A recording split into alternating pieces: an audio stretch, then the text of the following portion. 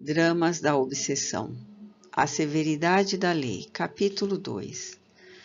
No início deste século, sendo eu já desencarnado e exercendo atividades médicas da espiritualidade para as criaturas ainda encarnadas, fui encarregado de um serviço de assistência a uma paciente do sexo feminino, localizada em pitoresca e linda cidade do estado do Rio de Janeiro, banhada pelas águas sempre agitadas e frescas do oceano, que fertiliza a terra benfazeja, esse Atlântico imponente e formoso.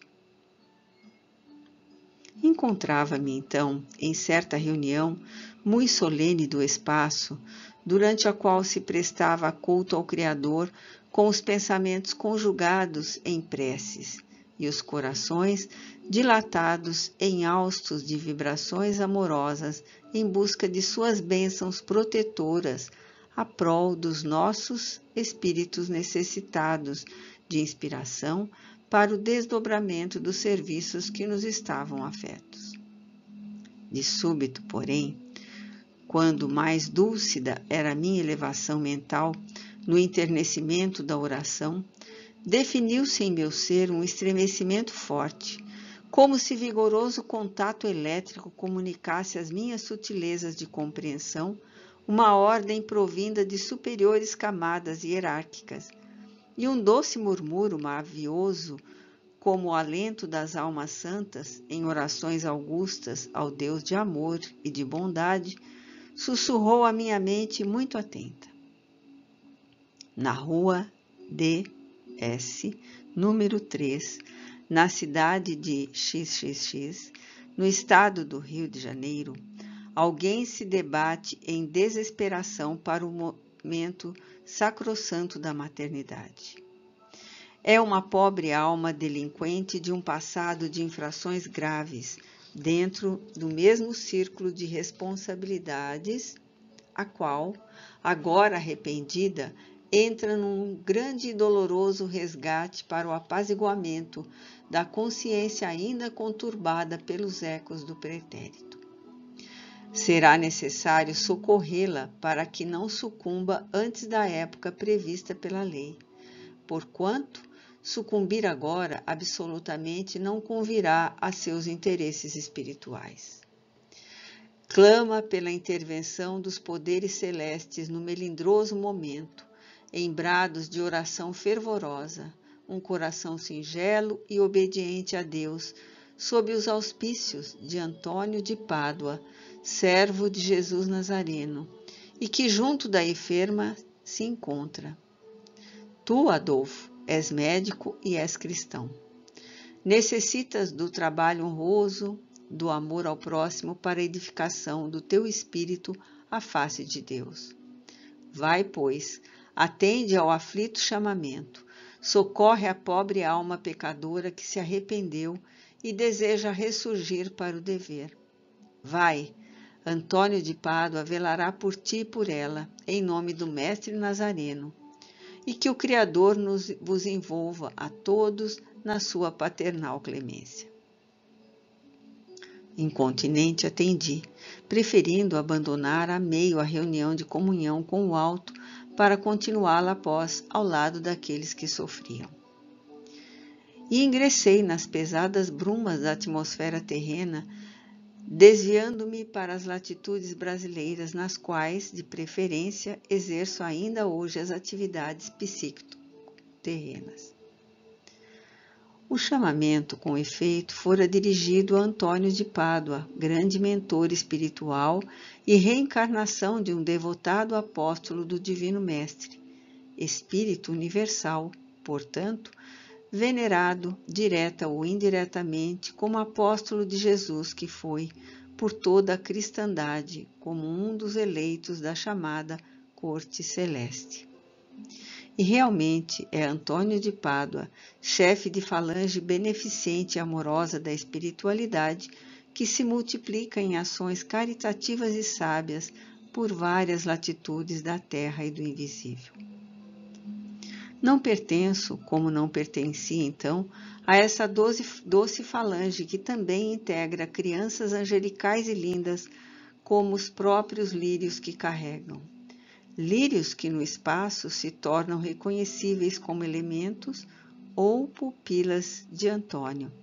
Espíritos evoluídos que no além, sob formas perispirituais infantis, rodeiam o ilustre varão celeste, obedecendo-lhe as ordens no setor beneficente. Nota explicativa 32. Nota da médium. A magnanimidade do espírito Bezerra de Menezes deu-nos a visão dessas crianças citadas.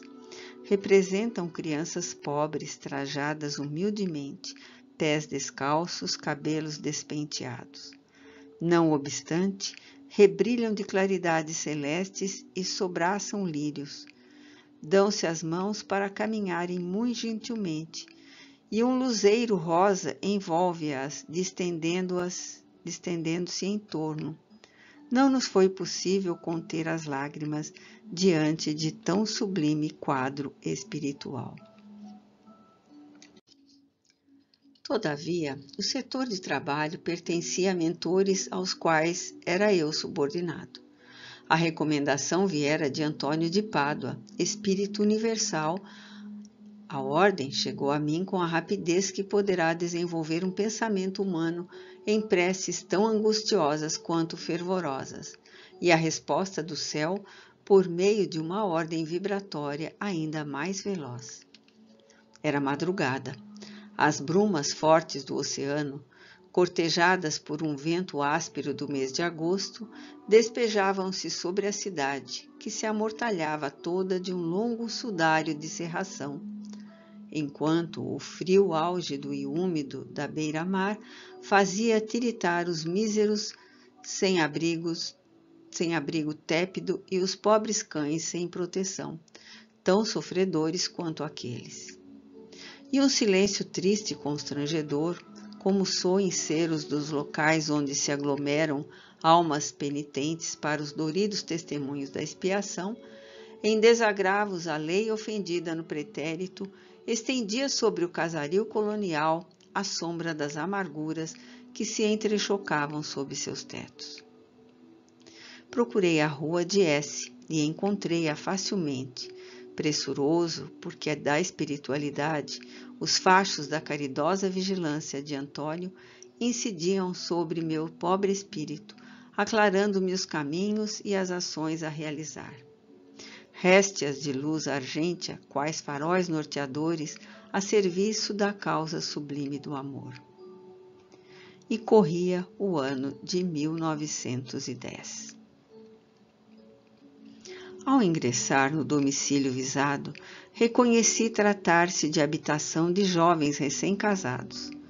Móveis e adornos acusando o modesto bom gosto da mulher, capricho e sutis delicadezas, como bordados finos, rendas mimosas e pinturas graciosas que as mãos amorosas de uma esposa recente ali haviam distribuído para maior encantamento das horas consagradas ao doce enleio do lar. No entanto, também compreendi pesaroso e emocionado.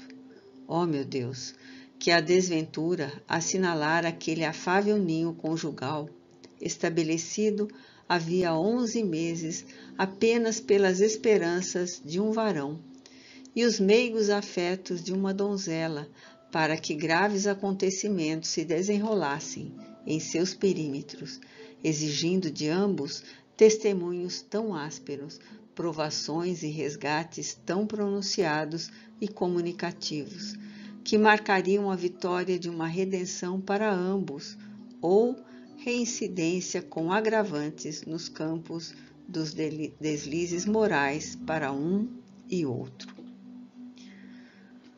Na sala de visitas, onde flores vicejavam em uma jarra de porcelana sobre um piano de carvalho polido, um jovem de 26 anos, trazendo bem tratados bigodes, pretos e perfumados, como exigia o requinte da moda masculina de então, a tez muito branca e fina, cabeleira sedosa e negra, estatura elevada e majestosa.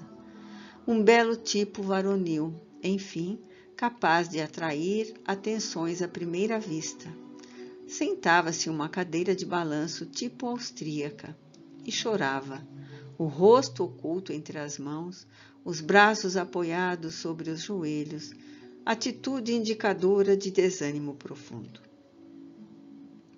Em uma câmara ao lado, encantadora mulher, acusando aproximadamente 35 primaveras, apresentou-se à minha vista, prostrada de joelhos, as mãos cruzadas em súplica, orando com fervor tão comunicativo e eficiente que por todos os recantos da habitação um suave balbúcio de preces repercutia, predispondo o ambiente a inefáveis influências das esferas do amor, para tanto, valendo-se de vibrações harmoniosas, conducentes a Deus. Era uma alma de crente, idealista e generosa, que soubera orientar a fé que adotara, cultuando a divindade suprema para diretrizes muito meritórias dos planos da espiritualidade. Chamava-se Sara, mas os familiares e amigos mais íntimos tratavam-no por Sarita, modo gentil de lhe demonstrarem uma simpatia que ela soubera conquistar por entre amabilidades constantes. Ao primeiro exame, reconheci tratar-se de uma adepta da crença católica romana, pois sobre a mesa, diante da qual se conservava ajoelhada, altar improvisado pela boa vontade que assistia em qualquer emergência, uma imagem de Antônio de Pádua, tão usada pelos crentes do catolicismo, se destacava. Todavia, a par de tal particularidade, também nessa jovem crente entrevia a qualidade do cristão sincero, dado que uma coluna luminosa, serena, vertical, límpida, firme, argêntea e bela, elevava-se do seu coração pelo ardor da prece à procura da proteção do alto. Ora, essa coluna, traduzindo propriedades magnéticas poderosas, fora que provocara a atenção da espiritualidade superior e a respectiva ordem, por mim recebida, para urgentemente partir em socorro a uma parturiente em perigos extremos. Eu me encontrava, portanto, em presença de um formoso fenômeno de telepatia religiosa, no que ele possui de mais angelical e comovedor, pois que era uma mulher, uma jovem viúva, simples e modesta criatura terrena, que, fortalecida pela sua confiança de crente, atirava aos próprios pensamentos pelas profundidades do incognoscível em uma prece espontânea, qual confidência amorosa, na súplica de uma assistência suprema dos céus para um ser amado que sofria. Atentei de boa mente nas expressões da sua rogativa e ouvi que diziam assim os sussurros benfazejos que se entornavam pelo ambiente em cantinelas piedosas. Santo Antônio de Pádua, meu bom Senhor e protetor, pelo amor do nosso Criador Supremo e sob os auspícios do Senhor crucificado, eu vos suplico piedosa intervenção da vossa assistência para minha muito querida amiga Angelita, que neste momento se encontra em perigo de morte. Santo Antônio de Pádua, socorrei-a pelo amor de Jesus. E como outrora levantastes do leito de morte tantos enfermos, reintegrando-os no gozo da boa saúde, levantai também a pobre Angelita para que maior seja a glória de Deus eterno na pessoa dela. Todavia, que se cumpram as determinações do Onipotente ou das leis da vida, sejam quais forem. O que fizerdes em seu santo nome, meu coração aceitará respeitosamente como a única destinação que conviria à Angelita que tanto sofre. De qualquer forma, eu estarei ao vosso dispor para auxiliá-la a se reerguer para Deus e para a vida. Angelita, descreda a vida imortal, descreda o próprio Deus, arrastando-se em ímpia desatenção para com os deveres do crente. Se ela sobreviver ao dia de hoje, porém, prometo-vos, Senhor, envidar todos os meus esforços, mesmo os meus sacrifícios, para reconciliá-la com as leis divinas. Interessado e comovido ante o que entrevi, dirigi-me à câmara conjugal, onde a chamada Angelita deveria encontrar-se.